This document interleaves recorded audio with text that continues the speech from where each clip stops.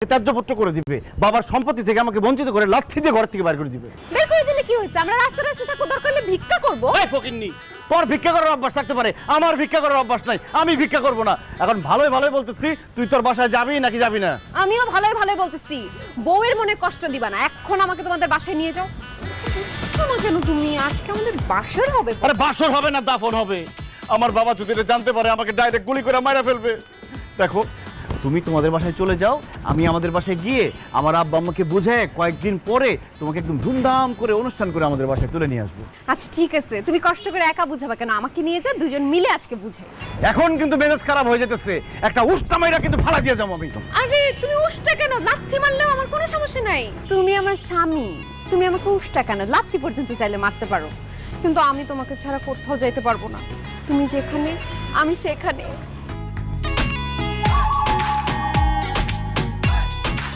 জান, তুমি আমাকে মাফ করে দিও। আমি তো বুঝতেই পারি নাই তুমি আমাকে এত ভালোবাসো। আমি তোমাকে বিয়ে করছি, তুমি আমার বউ, তুমি থাকবো আমাদের বাড়িতে, তুমি কেন বাপের বাড়িতে যাবা? তুমি যে শ্বশুর বাড়িতে থাকবা। আচ্ছা, তোমার পিছনে এই বেটা কে এমনি তাকায় আছে?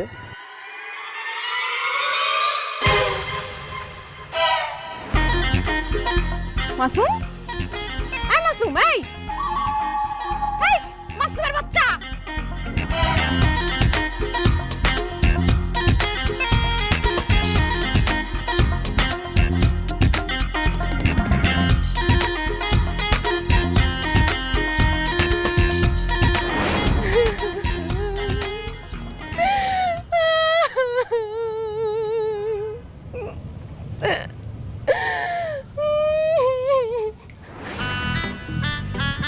কি ব্যাপার মামুনি, তুমি এখানে বসে কাঁদছো কেন? আঙ্কেল, আমার সর্বনাশ হয়ে গেছে।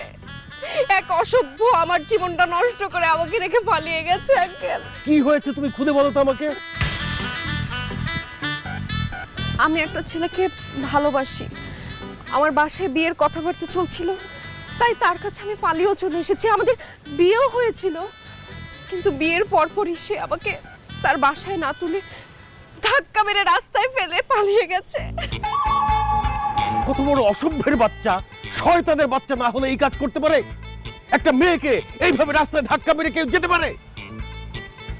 এদের বাপ মা কোনোদিন কিছু ভালো কিছু শিখায় নাই, এদেরকে জাস্ট গুলি করে মারা উচিত। আপনি একদম ঠিক কথা বলছেন আঙ্কেল। ওরে যদি আমি সামনে পাই, একদম গুলি করে মারবো। আঙ্কেল, আপনাকে দেখে মনে হচ্ছে আপনি অনেক দয়ালু। না না, দয়ালু না, আপনি দয়ার সাগর, পরোপকারী। না না, পরোপকারীও না, আপনি হচ্ছেন অসহায়দের আশ্রয়দাতা। আঙ্কেল, কিছুদিনের জন্য আপনার বাড়িতে আমাকে আশ্রয় দেবেন প্লিজ। মানে আমার বাসায় তোমাকে আশ্রয় দেব? হ্যাঁ, আপনি যদি আশ্রয় না দেন আমাকে বাড়িতে চলে যেতে হবে। আর বাড়িতে গেলে আমার বাবা মা আমাকে কেটে কেটে টুকরা টুকরা করে ফেলবে। আর আমি যদি রাস্তায় থাকি, আমি যেই পরিমাণে সুন্দরী, গুন্ডারা এসে আমাকে তুলে নিয়ে চলে যেতে পারে। অলরেডি 3-4 জন এসে উত্ত্যক্ত করে গেছে। আঙ্কেল, আঙ্কেল, কিছুদিনের জন্য আপনার বাসায় একটু আমাকে আশ্রয় দেন। আপনার বাসায় থেকে আমি আমার স্বামীকে খুঁজবো, ওকে খুঁজে বের করে ওরে খুন করে জেলে যাব। না না, ওকে খুন করতে হবে না। তুমি ওকে খুঁজে পেলে তুমি অবশ্যই আমার কাছে নিয়ে আসবে। বাকিটা আমি দেখব, কেমন করে একটা অসহায় মেয়েকে এইভাবে রেখে সে পালিয়ে যায়। কিন্তু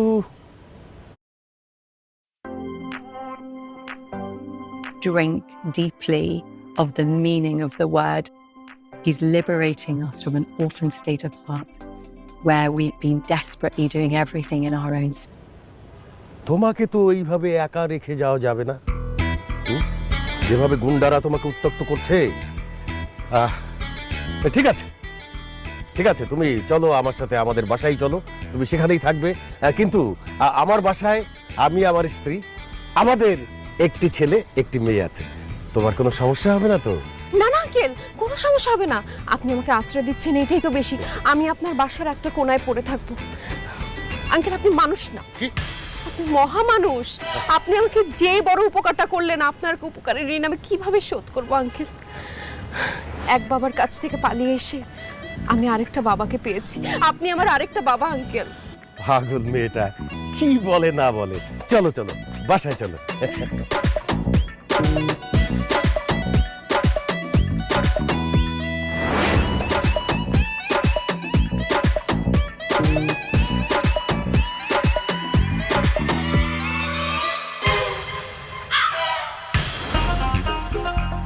আমার সাথে এটা কে? সে একটা অসহায় মেয়ে। সেটা তো বুঝলাম, এর পরিচয় কি, নাম কি, কোত্থেকে আসছে, আর আমাদের বাসায় আনছো কেন? তার নাম হচ্ছে মিতু।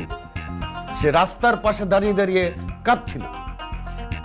এক জালিমের বাচ্চা জালিম, জানোয়ারের বাচ্চা জানোয়ার, জঙ্গলির বাচ্চা জঙ্গলি তাকে বিয়ে করে রাস্তায় ফেলে চলে গেছে।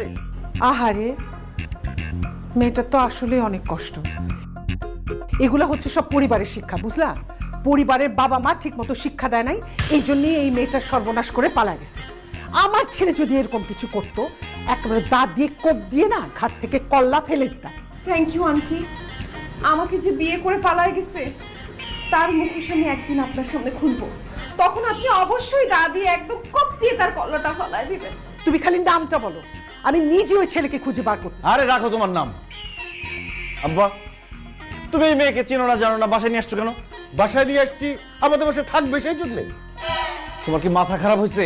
চেনা নাই জানা নাই, হুট করে একটা মেয়েকে নিয়ে আসছো বাসায়, বলো যে বাসায় থাকবে। বের করো এটাকে। ভাই কি বলতেছিস তুই? আপুটাকে বের করে দিলে সে এখন কোথায় যাবে? সে কোথায় যাবে সেটা কি আমরা জানি? সেটা তার ব্যাপার। আব্বা, তুমি এইসব মেয়েদেরকে ভালো করে চিনো না। যা বলতেছে সব সাজানো নাটক, সব মিথ্যা কথা। এইসব মেয়েরা নাটক করে মানুষের ফ্যামিলিতে ঢুকে তারপরে একদম চুরি করে টাকা পয়সা সোনা দানা সব নিয়ে যায়। তেমনি আমাদের ফ্যামিলি থেকে টাকা পয়সা সোনা দানা সব চুরি করে নিয়ে যাবে এই মেয়ে। আমাদের বাসায় ক্যাশ টাকা নাই, গয়নাগাটি সব লকারে, আর যা আছে সেটা চুরি করলে কোনো সমস্যা নেই, আমরা আবার কিনে ফেলবো। আর এই মেয়েটাকে দেখে আমার একদমই চোর মনে হচ্ছে না, মনে হচ্ছে সে খুব অসহায়। আরে অসহায় তো মনে হবেই, অসহায় হওয়ার ট্রেনিং দিয়েই তারপরে এদেরকে মার্কেটে ছাড়া হয়। এরা অভিনয় করতেছে, তোমরা বুঝতেছো না? আব্বা, এখনো সময় আছে, আমি বলতেছি এই মেয়ে অ্যাক্টিং করতেছে, অনেক বড় বিপদে পড়বা কিন্তু। এর বের করো বাসা থেকে। আরে বিপদে পড়লে পড়বো, তাকে বাইর করে দিয়ে কি তাকে বিপদে ফেলবো আমি? ভাই তুই যা তো, তোর ঘরে ওকে দিয়ে যা। তার স্বামীকে যতদিন পর্যন্ত সে খুঁজে না পায় ততদিন আমাদের বাড়িতে তোর রুমেই থাকবে। ঠিক আছে বাবা, চলো। তাই কিসে চলো আপনি?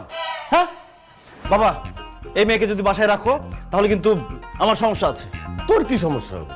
আরে আমি একজন অবিবাহিত ছেলে, আর মেয়েটি একটি অবিবাহিত সুন্দরী মেয়ে, বুঝো না কি সমস্যা হতে পারে? পরে কিন্তু মান সম্মান কিচ্ছু থাকবে না।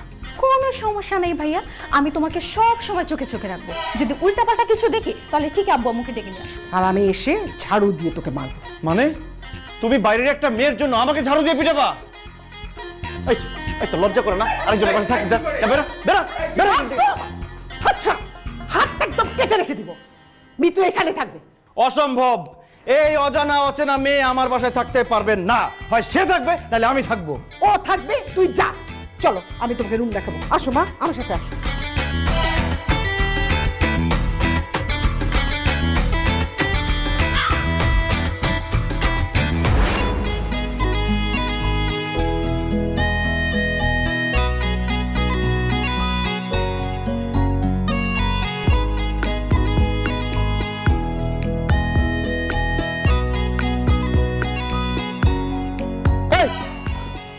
কি ব্যাপার, এত রাতে তুমি আমার রুমে আসছো কেন? বাসর রাত করতে আসছি, চলো বাসর রাতের কার্যক্রম শুরু করি। ফাইজলামি পাইছো? আমার আব্বা আম্মা যদি জানে এত রাতে তুমি আমার ঘরে আসছো, আমাকে জানে মাইরা ফেলবে। যাও এখান থেকে। আরে সেজন্যই তো তোমার আমার বিয়ের ব্যাপারটা তোমার বাবা মাকে বলি নাই। তোমার বাবাকে একটুখানি ইমোশনাল ব্ল্যাকমেল করেই আমি তোমাদের বাসায় ঢুকে গেছি। এখন তুমি যদি আমার সাথে বাসর রাত না করো তাহলে আমি তাদেরকে সত্যি কথাটা বলে দিব। আমি বলে দিব আমাকে রেখে পালিয়ে যাও আমার সেই স্বামী আর কেউ না তুমি। না না না, আমি তোমাকে বিয়ে করছি তাতে কি হয়েছে? আমি বাসর করবো না, পরে বাচ্চা হয়ে যাবে, তুমি পার্মানেন্টলি আমাদের বাসায় থাকবা, তাই না? সেই সুযোগ আমি তোরে দিব না শয়তান। ঠিক আছে, তুমি যেহেতু বাসর করবে না তাহলে আমি তাদেরকে সবকিছু জানাই দিই। আঙ্কেল, আন্টি, দেখো জান, আমার লক্ষ্মী সোনা, তুমি বোঝার চেষ্টা করো। আমার বোনের বিয়ে হওয়ার আগ পর্যন্ত বাবা আমার বিয়ে মেনে নেবে না। আমার বোনের বিয়েটা হয়ে গেলে বাবা মাকে আমি সুন্দর করে আমাদের বিয়ের কথাটা বলবো, তারা বুঝবে। তারা কি নাও, তুমি 5,000 টাকা নাও, নিয়ে কোনো গার্লস হোস্টেলে গিয়ে উঠো, যাও সেখানে গিয়ে থাকো, সময় সুযোগ বুঝে আমি তোমাকে নিয়ে আসবো। যাও, এখন আব্বা আম্মা ঘুমিয়ে আসছে, এই সুযোগে তুমি বাসা থেকে পালাই যাও, যাও যাও। তোমার কি মাথা খারাপ হয়েছে? আমি আমার এত সুন্দর জামাই আর এত বড় লোক জামাই বাড়ি রেখে পালায় যাবো কি মরতে? আমি এখানেই থাকবো। আর যতদিন পর্যন্ত তুমি তোমার বাবা মাকে আমাদের বিয়ের কথাটা না বলবা ততদিন পর্যন্ত আমি তোমার সাথে পলায় পলায় প্রেম করব। পালিয়ে পালিয়ে প্রেম করার কিন্তু মজাই আলাদা, বোকাটা বুঝে না। বুঝি, আমি সবই বুঝি। এবার প্রেমের মজা আমি তোরে বুঝাইতেছি। তুই বাড়ি থেকে বেরোবে না তো, তোর বাপ বাড়ি থেকে বেরোবে। বেরো হারামজাদি, বেরো বেরো বেরো। না না না না না,